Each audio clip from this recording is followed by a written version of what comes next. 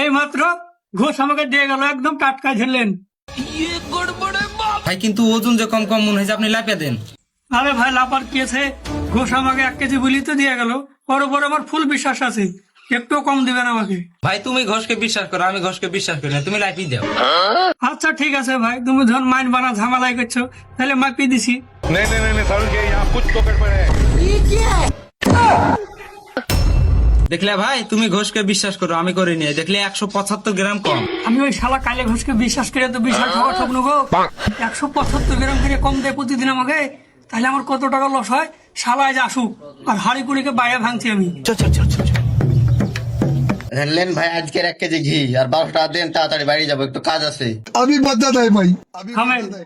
আপনার উপর আমার আর বিশ্বাস নাই। আজকে ঘি আমি মাপে দেখবো কতটুকু ওজন হয়েছে। এবার কি বলবেন বলেন, পুরো 175 গ্রাম ঘি কম।